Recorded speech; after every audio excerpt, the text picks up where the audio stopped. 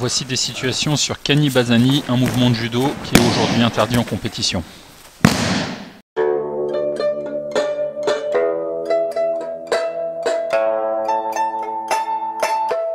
Donc bonjour à tous, aujourd'hui je vais vous présenter Kani Bazani, une technique interdite.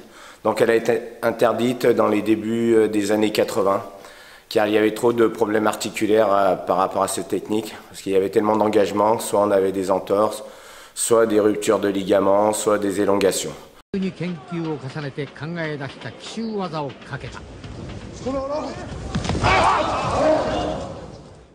Donc la fédération française puis internationale ont décidé de la supprimer dans les compétitions. En revanche, elle est toujours utilisée dans le jiu-jitsu traditionnel, et si elle est faite avec précaution et en décomposant bien le mouvement, eh bien c'est une simple chute arrière. Bien évidemment, il faut préciser de bien le travailler lentement. Et moi, je sais que je la pratique dans mes cours de jiu-jitsu traditionnels et elle est très appréciée. Et pour l'instant, j'ai zéro souci. Alors bien évidemment, je leur demande de ne pas la faire en situation de combat. Donc voici le mouvement dans sa forme de base. Pour éviter tout problème de blessure, expliquez simplement à Aoké que c'est une chute arrière. Là, je vais vous démontrer Kani Bazani, forme débutant. Alors il est important, lorsque vous le travaillez en club, de le travailler très lentement, de manière à éviter tout problème articulaire comme les entorses, problèmes ligamentaires, voire rupture des ligaments. Donc c'est un mouvement qui n'est pas dangereux s'il est étudié au ralenti pour bien ressentir l'action. Donc là, les formes judo, on verra plusieurs formes, forme judo, forme sambo, jiu-jitsu fighting, et puis forme jiu-jitsu traditionnel. Donc là, c'était les formes judo. Donc voilà, c'était droitier-gaucher, ou en opposition comme ceci, des postures où on se trouvait sur le côté. Donc là, pour appliquer Kani Bazani, il faut déjà engager, si on est de ce côté, la jambe droite comme ceci. Ensuite, poser la main pour prendre un appui et pouvoir soulever la jambe gauche et venir appliquer le ciseau.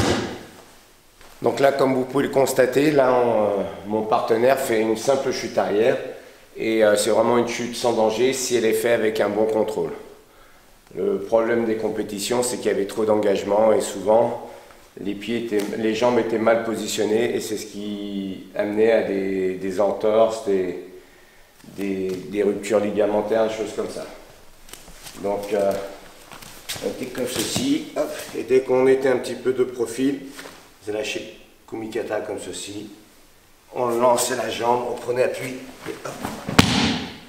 Alors il faut savoir qu'il y avait des grands champions qui l'utilisaient comme Yamashita, et notre champion français, notre premier champion du monde, Jean-Luc Rouget. Donc en l'occurrence, comme ceci. Donc Jean-Luc Rouget démarrait sur un mouvement de jambe au guruma. Et quand il y avait une résistance, hop, là, il engageait Kani Bazani.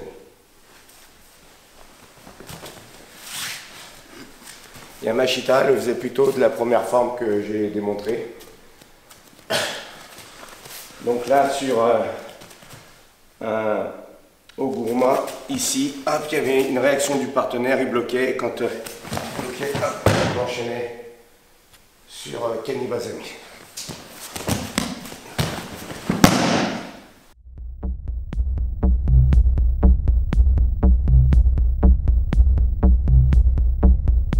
Il y avait aussi quelques spécialistes qui, lorsque le partenaire avait la jambe droite avancée, il faisait un kosoto, il esquivait, et là il partait.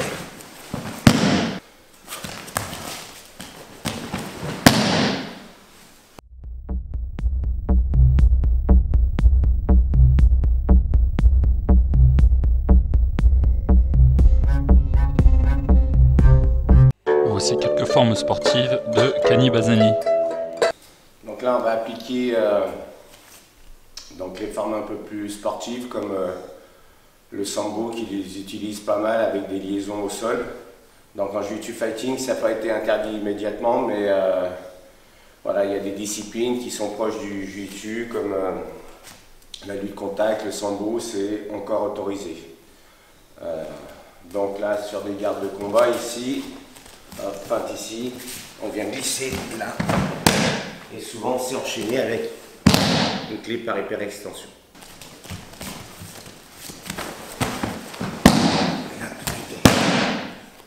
Coiffer comme ceci, mettre la jambe en hyper-extension et pousser avec le bassin.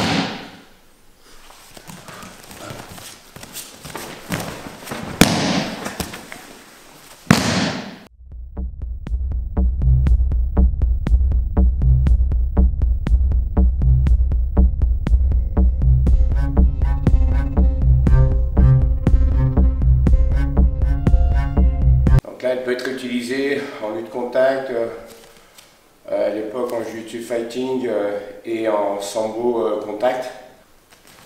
Ici. Là. Hop. Et toujours derrière. Ici.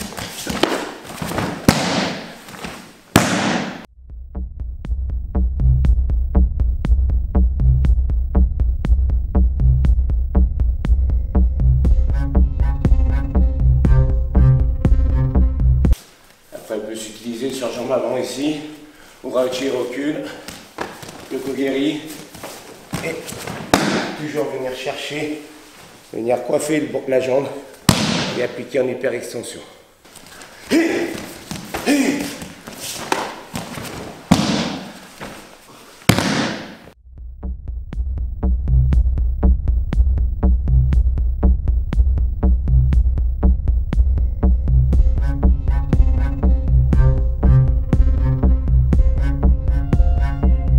Et voici maintenant quelques situations en jiu-jitsu traditionnel.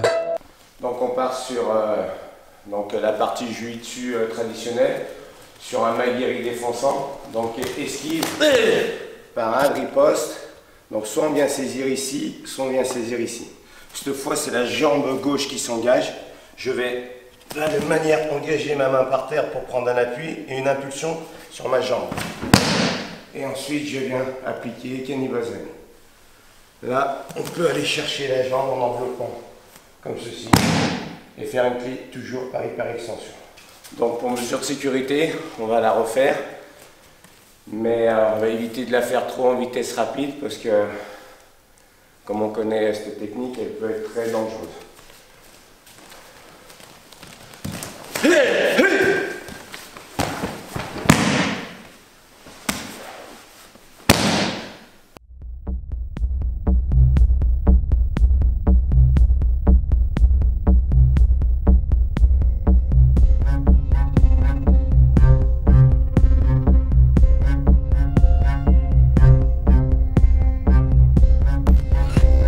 Alors là, on va voir une autre forme de jiu-jitsu traditionnel sur une attaque à la matraque, une attaque en revers. Donc, comme j'ai précisé dans d'autres vidéos, toutes les attaques à la matraque, la direction d'attaque sont les mêmes que pour les atemi. Là, en revers, ça représente un Urouchi ou un Uramawashigiri. Une première attaque en diagonale, esquive en retrait, voilà, et sur le retour, Mawash. Je viens engager ma jambe gauche vu que je suis de l'autre côté. Et là, soit je viens, je récupère l'arme et je reviens. Clé de cheville avec combinaison sur clé de genou.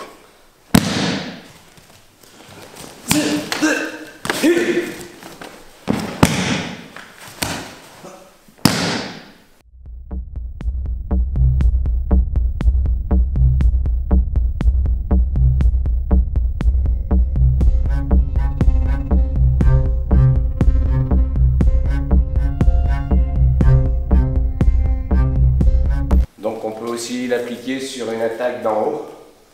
Donc là, comme je disais précédemment, c'est un Tetsui ou l'ancien Jiu-Jitsu ou Ushi Orochi.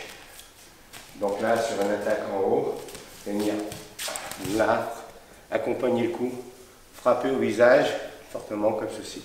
Venir engager la jambe gauche, puis poser la jambe. Donc là, on peut venir coiffer la cheville ici et faire une clé de cheville. Voilà. En torsion.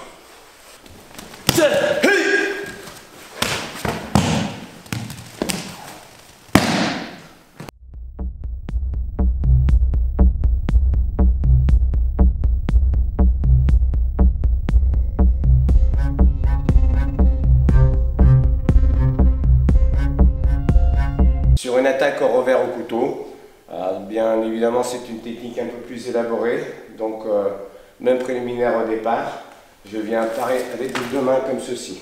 Ensuite, je vais abaisser la main en appliquant une torsion. Pour augmenter la torsion, je vais passer dessous et créer un angle obtus ici. Une fois que je suis positionné comme ceci, je viens saisir là, je vais engager ma jambe gauche.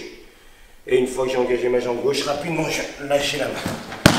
Et je viens, voilà, projeter en Kani-Bazami. Et soit une clé en extension, soit une clé sur la cheville.